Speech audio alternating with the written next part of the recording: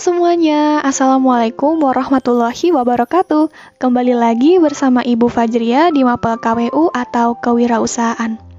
Oke, dalam perjumpaan kali ini kita akan membahas satu pokok bahasan yang baru, yaitu tentang usaha transportasi dan logistik. Nah, dalam kesempatan kali ini kita akan membahas pada perencanaannya saja. So, disimak baik-baik ya penjelasannya, jangan di-skip. Yuk kita mulai. Oke, sebelumnya Ibu ingin menjelaskan dulu nih, apa itu transportasi? Transportasi adalah kegiatan membawa atau mengangkut sesuatu dari satu tempat ke tempat lain. Nah, yang dibawa atau diangkut itu apa sih? Yang dibawa atau diangkut merupakan orang maupun barang. Jadi, yang berpindah dalam kegiatan transportasi itu adalah bisa orang maupun barang. Jadi kata kuncinya adalah berpindah, membawa atau mengangkut gitu ya. Nah, sekarang apa itu logistik? Logistik adalah kegiatan pengambilan dan penempatan barang dari tempat dan waktu yang telah direncanakan. Jadi ini mendekati kepada pendistribusian barang lalu dipindahkan lagi. Biar lebih jelas nih apa itu logistik, kita lihat nih ya kegiatan utama dari logistik, yaitu penyimpanan, transportasi, dan seterusnya. Jadi, kalau kalian lihat nih, ini lebih kepada distribusi suatu barang ya. Ya nggak sih? Karena setelah disimpan, muncul lagi transportasi sampai disimpan lagi. Sekarang kita masuk nih, secara umum ada 3 jenis transportasi, yaitu ada transportasi darat, transportasi laut, dan transportasi udara.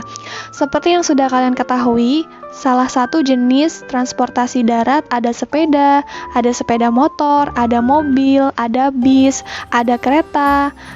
Lalu untuk transportasi laut, contohnya misalnya ada kapal laut, ada kapal pesiar, ada perahu, ada speedboat, dan lain-lain.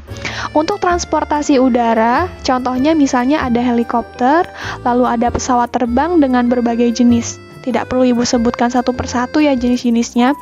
Ada banyak sekali jenis-jenis pesawat di dunia ini, maupun juga ada pesawat tempur juga termasuk ke dalam transportasi udara.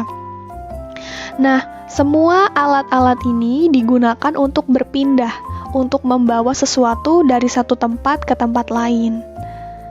Dalam bab usaha transportasi dan logistik, untuk kegiatan perencanaan usahanya sama seperti bab-bab lain. Ada 4 aspek yang direncanakan, yaitu ada ide dan peluang usaha, sumber daya yang dibutuhkan, perencanaan administrasi, dan perencanaan pemasaran.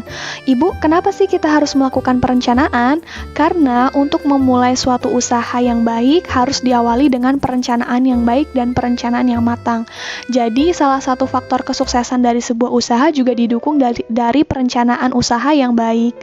Nah, untuk ide usaha transportasi dan logistik ini timbul dari mana sih, Bu?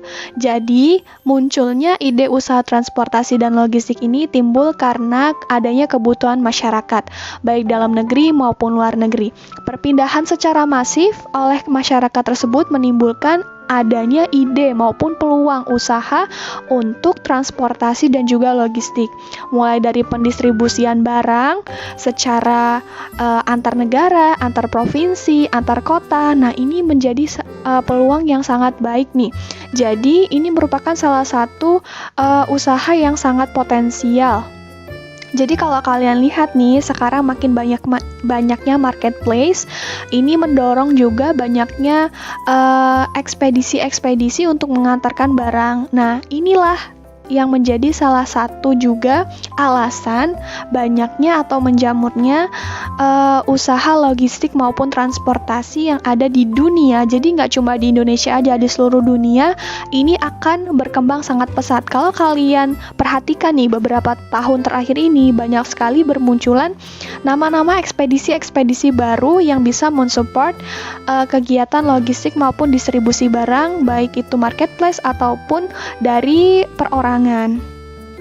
Nah, semakin banyaknya permintaan, maka akan semakin banyak pula yang menyediakan jasa tersebut. Jadi, ini yang seperti Ibu bilang, adanya peluang ini akan meningkatkan banyaknya orang yang menyediakan jasa.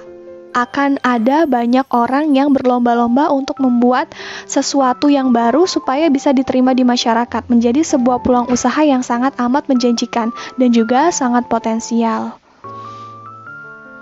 Lalu, seperti di bab sebelumnya juga, selalu ada sumber daya yang harus kita persiapkan dan juga dibutuhkan dalam sebuah usaha. Istilahnya adalah apa anak-anak? Ya, 6M. Apa aja?